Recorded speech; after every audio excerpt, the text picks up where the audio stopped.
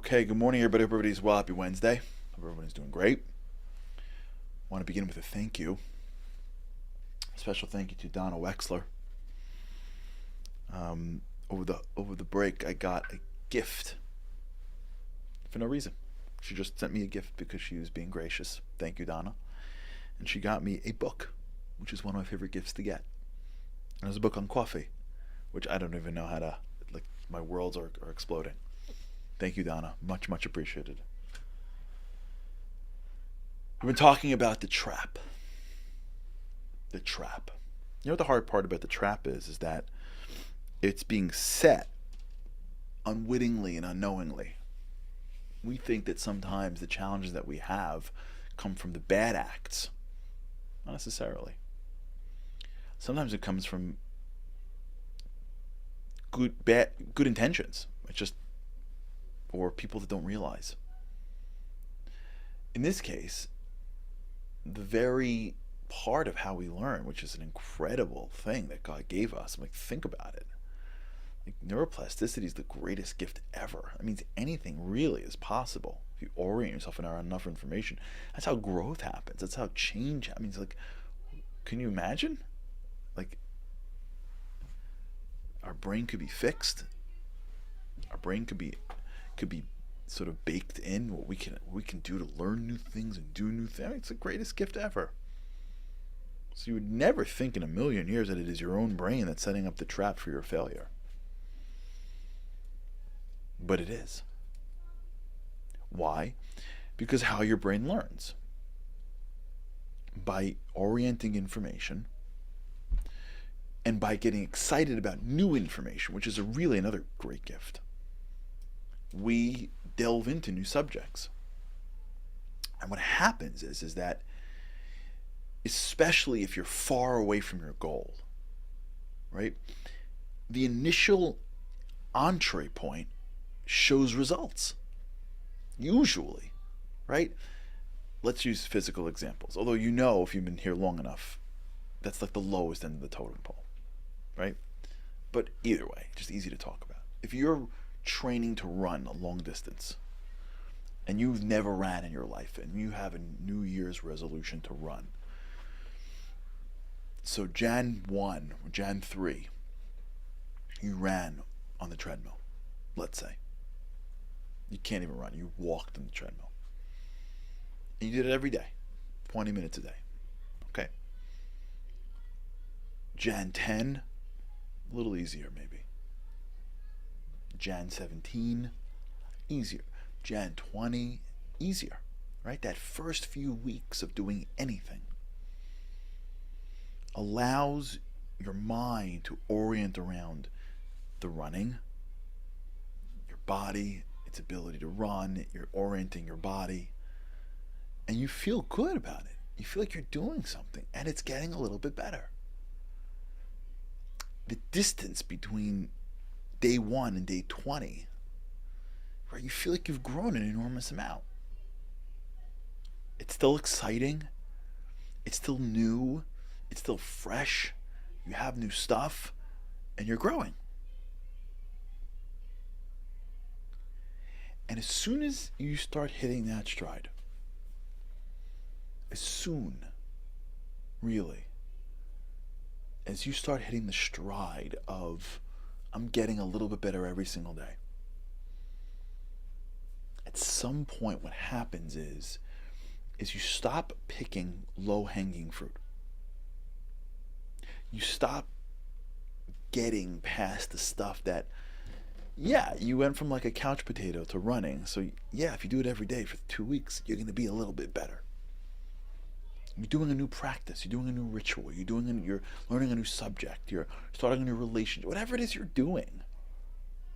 If you're far from it, which is why you're probably doing it, the distance that you feel from the goal, that first month will probably that's like the easy stuff. It's like a friend of mine who was, in need of a food overhaul. Right? Had like a real moment when his doctor told him that, like, either you step it up or you're gonna have some serious issues. So like he cut out like soda and like cookies, right? So yeah, if like you want to be healthy and you're drinking multiple cans of soda every day and you're pounding cookies and you cut out soda and cookies, you're going to lose some weight. But downing soda and having tons of cookies is low hanging fruit, right? You can't compare that to somebody who is like really trying to lose weight and is eating healthy and eating clean, right? The beginning of any journey starts with the stuff that is lower. I'm not saying it's easier. I'm saying you begin to see a certain momentum early on. Now, watch this. Since your brain is neuroplastic, what do you get used to? What becomes the new trigger?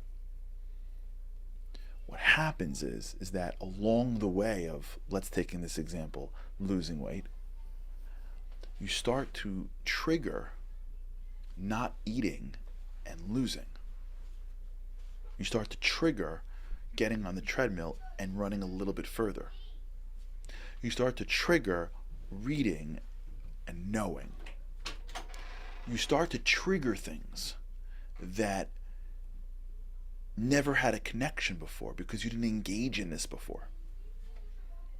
And so you start to get a certain expectation that when I engage in this activity, I'm going to get a benefit from it. I'm going to get a pop. Right? I put the coin in the machine, I'm going to get a toy. I get on the treadmill, I'm going to go further. I watch what I eat and I keep on losing ounces. I keep on making phone calls. I keep on having positive reinforcements in my relationship. I keep on going to some spiritual practice. I keep on praying or keep on studying. And I feel amazing, or I feel connected, or I feel deeply connected to something deeper than me. You see that? Along the way, to orient your brain around the thing that which you're doing, your brain creates a second layer, which is there's a trigger between action and benefit. Action and benefit. And then something happens. And here is the trap. You wake up one morning and you do the action, but you see no benefit. No benefit. You run and you feel like you're going backwards. You watch yourself and you get on the scale and you gain weight. You read and you're like waiting for the pages to be over. You go to pray and you feel like God is only further from you. You with me? This happened to you before? The trap. Your brain created a trigger, a connection between the action and the benefit. And then one day you're doing the actions and you're seeing no benefit. You're not seeing any growth. You're not seeing any enjoyment that you had just a few days earlier. You're not seeing how this all connects. The action that you're putting in is not delivering returns. You're investing your time and your money and your effort, but you're not getting anything for it.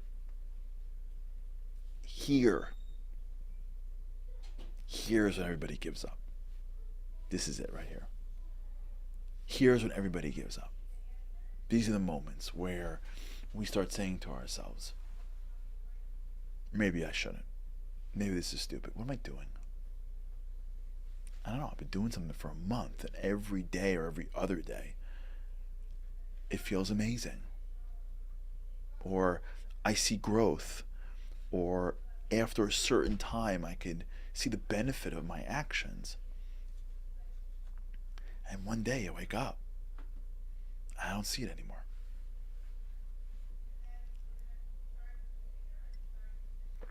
And then what clicks in is the patience. What's taking so long? What's wrong with you? It's not working. This is ridiculous. What are you doing? Aren't you exhausted? This didn't work last year. Don't you have something to do today? I can't believe she said this. You're too overwhelmed to do this. It's too exhausting to do this. You're too tired. You're too this. You're too old. You're too young. It's not going to work. It would have worked already. It would have worked already. I don't know what's wrong with you, but it shouldn't be working. It should be working. It for sure should be working. Here's where the voice comes in. Our favorite amazing voice that says, "Oh, stop it. Can you please just stop it? I told you it wasn't going to work." Because if it'd be working, you'd be seeing results. And if you're not seeing results, it ain't working. What are you going to wait? How long? Forever? Patience. This is what happens. It's not discipline. You got enough in the tank. You got enough in there. What we're missing is the patience. And at that moment, there's like a little trigger that goes, "Oh, you're right. I should have seen it. Should have been here already. Should have been able to do this already. I've been at this for 6 weeks. Why am I not hitting my ideal weight? Why am I not feeling more connected to God? Why am I not more proficient in my job?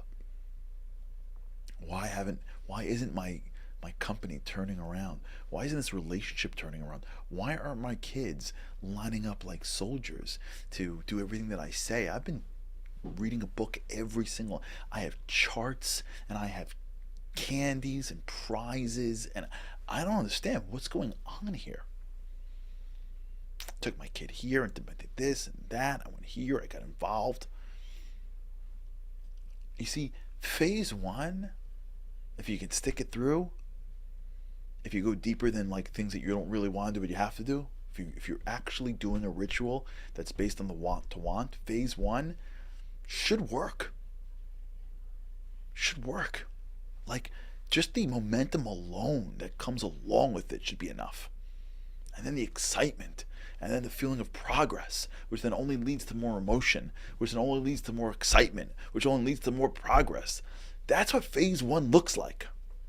Now, if you have the ritual that's up against the goal that you never want to do in the first place, but you feel guilty not saying it, so you say it, forget it, then you're out. You didn't even start the game. But if you really dug down to something you really wanted to do, and you really thought of a ritual that wasn't going to overwhelm your life, and you really moved 1%, and you really tried to hold on for a few days, usually you can last a few weeks. For some people it's 2, for some people it's 6 or 8. But at some point, everybody hits the wall. Everybody at some point says, "I don't see benefit." You know why? Because what's happening is your brain is solidifying now. Imagine like it was digging in the beginning, and your momentum you were feeling was the digging and digging and digging. And now it's solidifying. It's got the pipes.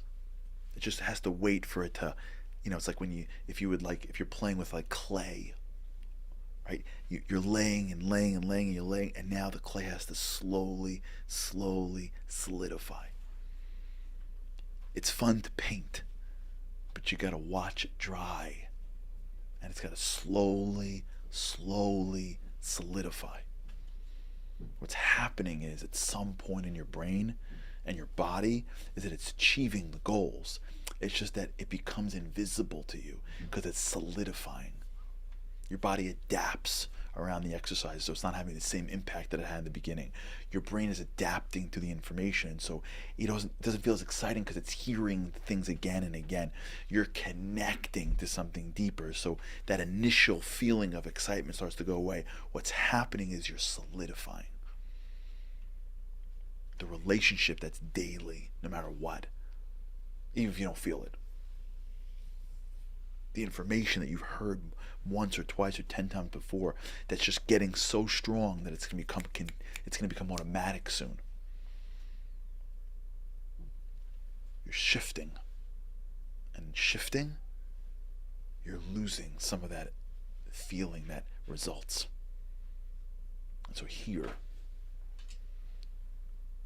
is where the patience clicks in. All right, we'll talk about this. All right, everybody, have a great day. God's help, I can't wait to see you again tomorrow. Have a great day. Living on a lifeline, the world doesn't ever seem to change. Looking for the sunshine, but you're caught up in the rain. It's like your eyes are wide open, but you cannot see. You're watching life pass you by like 1, 2, 3. Walking in destruction, the winds of life blur your vision. All the devastation, forever feels like you're on the run. It's time, no one else can set you free. You're locked inside, and only you have got the key.